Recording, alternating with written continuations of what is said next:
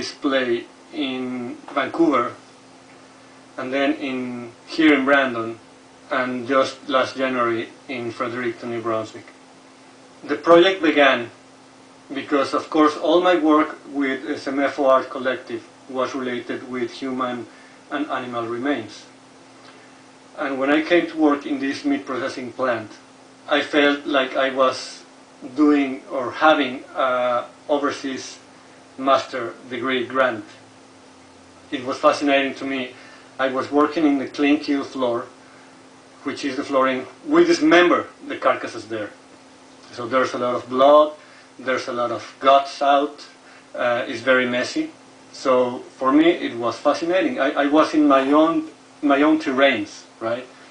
So I began thinking, how could I take advantage of being in such a place to do my next stage as an artist, as a newcomer artist in Canada?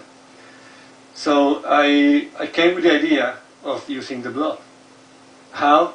Well, I purchased my own uniforms, and I used disposable paper towels recycled by myself from the garbage.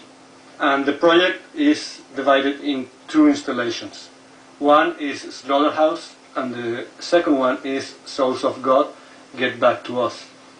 The first one is a series of literally thousands of paper towels and acrylic disposable gloves with blood patterns, all sorts of blood patterns. And the second one, Souls of God Get Back to Us, is the uniforms themselves.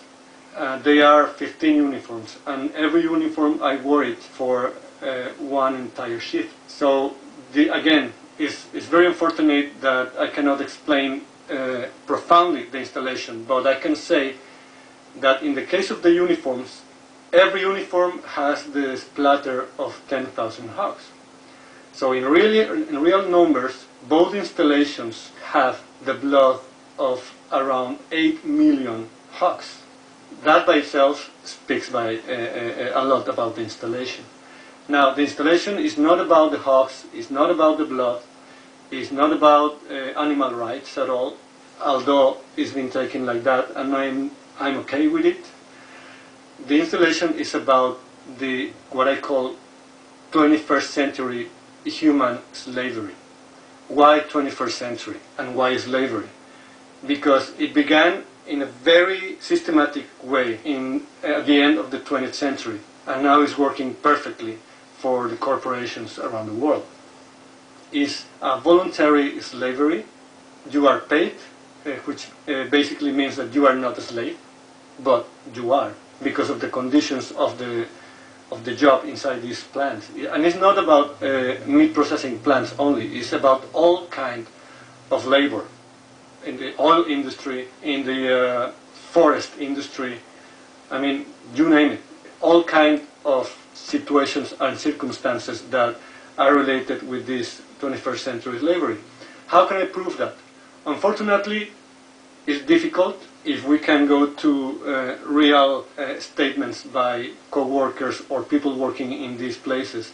But I can assure you, after 10 years living here in Canada, and now as a dual Mexican-Canadian citizen, I have heard literally hundreds of stories from co-workers from all around the world, not only Latin America, but Ukraine and China, about their conditions, and they totally believe the very same thing. We are slaves.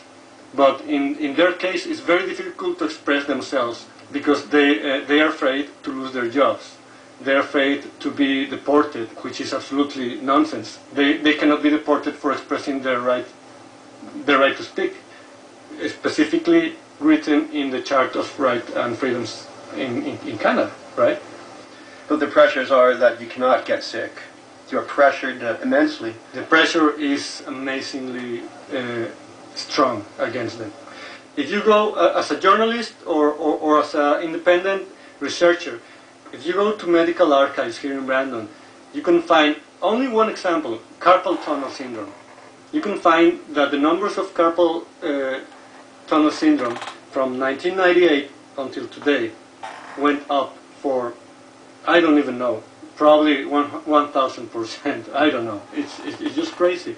And the detriment in the social life in Brandon, despite we have a boom in the economic system in the city. I mean, we have an increasing of economy, a very wonderful increasing in the economy, but we have suffered a detriment in the social life as well.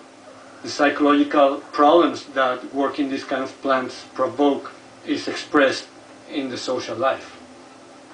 Every time there's new workers there, and the former workers like myself are looking for new jobs in the city and so on, so their detriment is already there. And it expressed in the life inside their families, with their wives and husbands, with their kids, with, for example, and I believe it's a natural way, unfortunately, the workers come by themselves as one person. And they stay here for 1 or 2 years, and then they bring their families. And there's a lot of cheating, there's marital problems, there's drug abuse, alcohol abuse. I met a student from Brandon University in 2004, 2005, I can't remember, and he told me he was investigating about the super mega plants of these corporations being built in small towns like Brandon, in whole North America, including the States. And he told me that after 1 year of these plants beginning to function, the number of drug abuse, alcohol abuse, family violence, arrest for violence in bars and streets increased 100% in all the cities he investigated. So of course there's a relationship. Can we get back to the art and the transition that you're mentioning between your previous art and to where you are now with your next series, The Next Awakening? Absolutely. The Next Awakening is the name of my last project, which is a series of charcoal drawings, extra large format, which means 2.5 meters by 2 meters, huge drawings. And the subject matter of this new project is all about the next awakening, or the new awakening that I had in January 2010. That it was completed there, but began around 2003, 2004, when I was right in the degradation of ourselves project. What awakening? What it means, this awakening? Well, first of all, for 20 years I was an atheist. And I was totally against the belief in God. I was very political, but very ignorant about politics, which is really bad. I mean, you cannot be political and be ignorant about politics. So little by little, I began introducing myself, investigating about politics, investigating about the reality of this planet being under this struggle in economy, these permanent wars, this social annihilation of the moral values, of the family values, how the governments, starting by the United States, are poisoning our water, poisoning our food, poisoning our bodies through vaccinations, and I mean, so on and so forth. So in 2010, very early in 2010, I had an epiphany, literal epiphany, because I was sleeping at 3 o'clock in the morning, and suddenly I woke up as fresh as a lettuce, right in the middle of the night, and I felt this electric force inside me, and I heard this voice, not in my ears, but inside myself, within myself. I heard this voice telling me, Juan, you're ready to come back. We've been watching you. You are not alone, and you've never been alone. So come back to us. It's time for you to come back to the light, because you have gained the enough strength in the realm of darkness to be back to the light as a warrior of light. So I truly believe that I am a warrior of light, undercover as a dark agent. That's why you look at me and you say, oh, this guy has a very dark look, wearing in black and all these tattoos and dreadlocks and so on and so forth, right?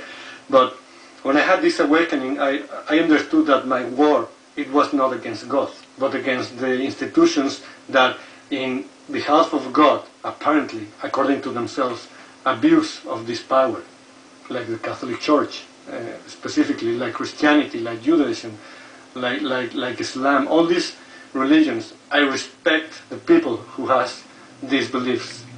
I'm not against the people, I am against the institutions. And I am not against the believing in God, because I know there is a power up